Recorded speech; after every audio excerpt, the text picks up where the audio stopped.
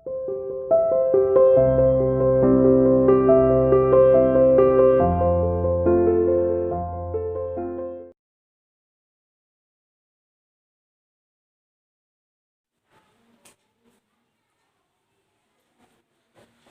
Morning students, कैसे हो आप सभी स्टूडेंट्स। मैं उम्मीद करता हूँ आप सभी सकुशल होंगे, अपने वर्क को नीट एंड क्लीन कर रहे होंगे। So dear, today we will have to start the new topic. The topic is reported speech. This is the grammar topic. बच्चों, इससे पहले कभी आपने रिपोर्टेड स्पीच किए हैं तो आप एक बार अपने माइंड के अंदर सोचोगे तो आपको याद भी आ जाएगा। कुछ एक बच्चे हैं जो अच्छे से थोड़ा सा जानते भी होंगे रिपोर्टेड स्पीच क्या है, और जो बच्चे इनके बारे में नहीं जानते हैं रिपोर्टेड स्पीच क्या है और कैसे हम ग्रामर के अंदर कैसे इनका यूज़ कर सकते हैं। बेटा, मैंने आपको स्टार्टिंग के अंदर जब हमारी क्लास स्टार्ट हुई थी ऑनलाइन क्लास, मैंने आपको जब पैसिव वॉइस के रूल कराए थे उसमें भी ये बताया था कि जब भी आप स्पीकिंग करते हैं तो स्पीकिंग करने के हमारे मेथड अलग अलग हो सकते हैं। जैसे हमारा टेंस के बेस्ड पर होता है, पैसिव वॉइस के बेस्ड पर होता है, और आज हम जो बता रहे हैं रिपोर्टेड स्पीच के बेस्ड पर भी होता है। तो आज का जो टॉपिक है बड़ा ही इंटरेस्टिंग, बड़ा ही इम्पोर्टेंट टॉपिक है। आप इसको बेटा, जो कि आपको आगे फर्दर भी आपको अगली क्लास के अंदर और इससे आगे भी कंपटीशन एग्जाम के अंदर भी कभी भी आप जाओगे तो ये आपको बहुत हेल्प करेंगे। आपको इनके रूल्स को अच्छे से करना है। बस ये क्लास वाइज जैसे भी आप जाओगे, प्रमोट होगे, तो आपका स्टैंडर्ड वाइज इनके रूल्स में थोड़ा सा अपग्रेड हो जाता है, थोड़े से रूल वाइड हो जाते हैं, ज़्यादा हो जाते हैं। पर बेस्ड हमारा जो है वो बेस हमारा आज से जो स्टार्ट हो रहा है वहां से है। तो बेस अगर आपका अच्छा होगा तो आप रिपोर्टेड स्पीच के और जो रूल इनके अलावा हमारे 4-5 दिन जो चलेंगे उनको आप अच्छे से कर सकते हैं। तो बेटा, जो रिपोर्टेड स्पीच है, सबसे पहले हम ये बताना चाहेंगे कि जो रिपोर्टेड स्पीच है उनको हम और किस नाम से भी जानते हैं। रिपोर्टेड स्पीच को अगर देखा जाए तो आपने कई नामों से देखा होगा। दूसरा इसका नाम है नरेशन, नरेट करना, किसी को किसी के बारे में कोई बात बताना। और हमारा जो अगला है इसका name direct and indirect speech है बेटा। क्या है? डायरेक्ट इनडायरेक्ट स्पीच भी इसे बोलते हैं। तो अगर आपको कहीं पर भी एग्जाम में कोई टेस्ट में आपको दिखाई दे रिपोर्टेड स्पीच तो आप समझना वो रूल्स है हमारे नरेशन वाले और डायरेक्ट इनडायरेक्ट स्पीच वाले।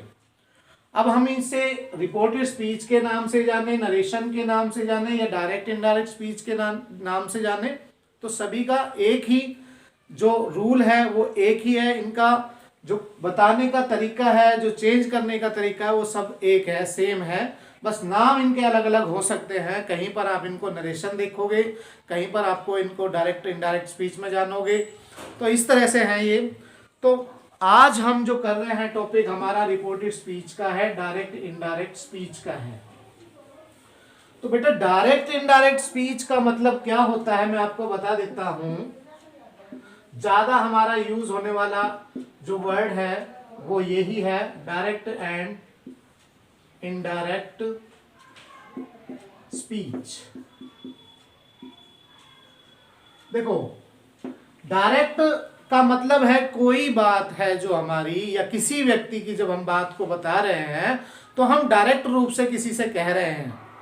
और इनडायरेक्ट का मतलब ये हो जाता है कि उस बात को इनडायरेक्ट रूप से बताया जाता है, इनडायरेक्ट रूप से कहा जाता है। इनडायरेक्ट रूप से इसका मीन्स ये है कि हम किसी व्यक्ति के बारे में जो बता रहे हैं वो इनडायरेक्ट हो जाता है। उस समय उसने कहा था जब मौजूद थे, अब हम इस बात को कैसे बता रहे हैं किसी और के सामने, वो हो जाता है।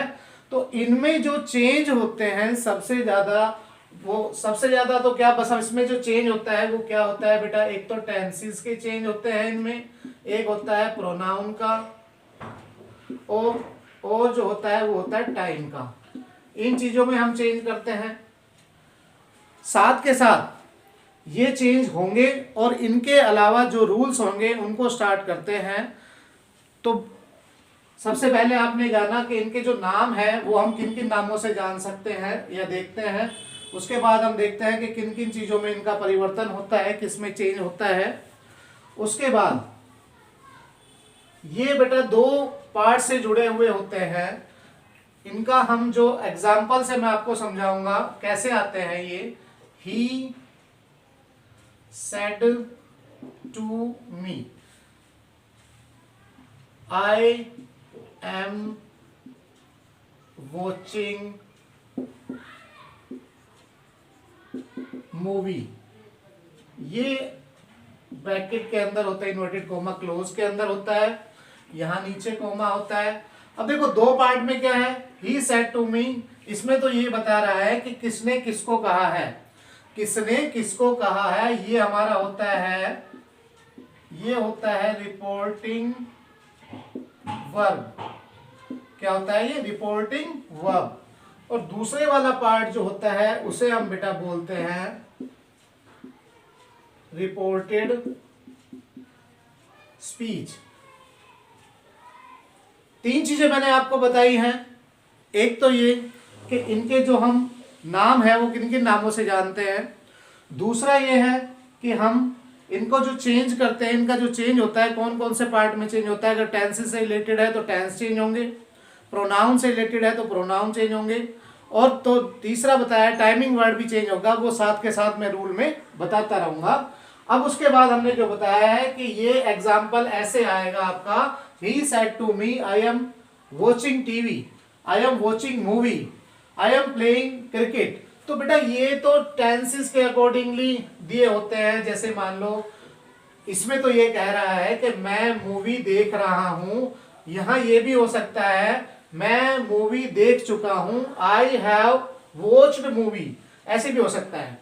अभी इनके दो पार्ट हैं, दो पार्ट में जो फर्स्ट वाला पार्ट है बेटा इसके बारे में हम पहले जानेंगे आज कि फर्स्ट पार्ट जो रिपोर्टिंग वर्ब है वो हमारा जो होता है इसमें सबसे पहले ये होता है कि ये तो ही सेड टू मी, इसमें किसने किसको कहा बताया गया है। जो सबसे पहले होता है वो होता है बेटा सब्जेक्ट, और जिससे कह रहा है वो होता है हमारा ऑब्जेक्ट। अच्छे से समझना इसको। फिर भी कोई प्रॉब्लम आती है तो आप जब भी ऑनलाइन क्लास होती है उसमें डिस्कस कर सकते हैं। अभी हम जो फर्स्ट पार्ट है उसको चेंज करना कैसे, हम डायरेक्ट रूप में दिया होता है, अब इसको इनडायरेक्ट रूप में हम कैसे करेंगे उसको जान रहे हैं। ये डायरेक्ट दिए होते हैं, इनडायरेक्ट रूप में हमें क्या करना होता है, इनको चेंज करना होता है। ये हमारा जो पार्ट है उसको एक्सरसाइज दी होगी आपकी बुक के अंदर, आप देखोगे एग्जाम के अंदर भी इस तरह से ही आएंगे। हाँ, टेंस के अकॉर्डिंगली ये चेंज हो सकते हैं। अभी हम जो बात कर रहे हैं फर्स्ट पार्ट की बात कर रहे हैं। सेकंड पार्ट में मैंने बताया फर्स्ट पार्ट के अंदर कौन किसको कह रहा है इसमें तो ये पता लगेगा। और जो बात कही जा रही है, जो बात जैसे ही सेड टू मी, उसने मुझसे कहा, इसमें तो यहाँ सब्जेक्ट ये है और यहाँ ये ऑब्जेक्ट है। अब इस पार्ट के अंदर जो सब्जेक्ट हो जाएगा हमारा ये हो जाएगा। अच्छा, ये वाला जो पार्ट है ये है जो बात कही जा रही है वो पार्ट होता है दूसरा वाला जो कि इन्वर्टेड कॉमा में क्लोज होता है। ये भी इसके अंदर होता है, कंपलसरी है ये, यानी कि नीड है इसकी। इसके बिना ये जो इन्वर्टेड कॉमा अगर नहीं होगा तो इट मीन्स ये हमारा डायरेक्ट नहीं है वो। अब इनको हम जो चेंज करते हैं उसके बारे में जानेंगे। फर्स्ट पार्ट आपने फर्स्ट पार्ट जान लिया, सेकंड पार्ट जान लिया। अभी हम यहां से चेंज जो होगा वो करेंगे बेटा इस पार्ट के अंदर। आपने देखा कि सब्जेक्ट ये है, ऑब्जेक्ट ये है। सबसे पहले आपको यही पता होना चाहिए कि हमारा सेंटेंस टू पार्ट्स में डिवाइड होता है। फर्स्ट पार्ट को जो बोलते हैं रिपोर्टिंग वर्ब बोलते हैं, सेकंड पार्ट जो होता है उसको बोलते हैं रिपोर्टेड स्पीच। इसमें यह होता है कि जो बात कही गई है, और इसमें यह होता है कि किसने किसको कहा है ये पता लगता है। यहाँ ही की जगह कोई और भी नाम हो सकता है, प्रोनाउन हो सकता है, यहाँ पर भी चेंज हो सकता है। जैसे Rohan said to Anil, Rohan said to Kavita, कुछ भी हो सकता है। वो सब्जेक्ट और ऑब्जेक्ट में कोई भी चेंज नहीं होगा, subject object as it is रहेगा। रिपोर्टिंग वर्ब को चेंज करने के बारे में अभी हम बता रहे हैं। अभी इसके अंदर दूसरा जो दिया होता है वो दिया होता है बेटा सेड टू, टेल और टेल्स, ये भी दिए होते हैं। तो सेड तो हमारा किसमें होता है और टेल किसमें होता है, इनके बारे में हम चेंज करना जानेंगे। सेड और सेड टू, ये टेल और टेल्स तो चेंज होता है बेटा। इसका होगा जैसे मान लो से दिया हो या से टू हो, सेज हो या फिर सेज टू हो। मोस्टली सेंटेंसेस में आपके सेज, से टू या सेज टू भी हो सकता है। अब देखो यहां पर कोई भी आए, इनमें से सब्जेक्ट चेंज नहीं होगा, ऑब्जेक्ट चेंज नहीं होगा। मैं आपको जैसे बता रहा हूं, आपको सिर्फ ये ध्यान रखना है फर्स्ट पार्ट के अंदर रिपोर्टिंग वर्ब के अंदर हमारा जब डायरेक्ट से इनडायरेक्ट में करना हो तो उसमें हम सब्जेक्ट को भी नहीं छेड़ेंगे और ऑब्जेक्ट को भी नहीं छेड़ेंगे, यानी कि एज इट इज हम लिखेंगे। और सेड टू अगर आए तो हम किस में चेंज करेंगे, टोल्ड में करेंगे बेटा। सेड होगा तो भी टोल्ड में हो जाएगा और सेड को सेड में भी हम रख देते हैं, वो भी सही होता है। और सेज टू होता है वो होता है टेल में चेंज, और सेज टू अगर टू आ जाए इसके साथ तो होगा ये हमारा टेल्स के अंदर, टेल्स के अंदर चेंज होगा। मोस्टली सेंटेंसेस में आपके सेड मिलेंगे या सेड टू मिलेगा। सेड टू हमारा टोल्ड में होगा, सेड हमारा सेड में भी रह सकता है और टोल्ड में भी हो सकता है। तो हमारा जो इसका जो पार्ट का जो आंसर है हमारा होगा he said to change into told, he told me. क्या हो जाएगा आंसर इसका, ही टोल्ड मी। तो ये हमने कर दिया। अच्छा यहां पर जो कोमा होता है और ये इन्वर्टेड कोमा होता है जो, इनको भी हम यहां से रिमूव करेंगे जब हम डायरेक्ट से इनडायरेक्ट में जाएंगे। तो यहां इससे आगे हम करते हैं कोमा, कोमा और इन्वर्टेड कोमास, इन्वर्टेड कोमास बेटा इनकी जगह हम यूज करते हैं दैट। कौन से सेंटेंस में करते हैं, सिंपल सेंटेंस में करते हैं, ये ध्यान रखना। ये चेंज होते रहेंगे, जैसे इंपेरेटिव सेंटेंस में क्या लगेगा, इंट्रोगेटिव के अंदर क्या लगेगा, एक्सक्लेमेटरी में क्या लगेगा, वो आपको रूल के अकॉर्डिंगली बाद में बता दिए जाएंगे।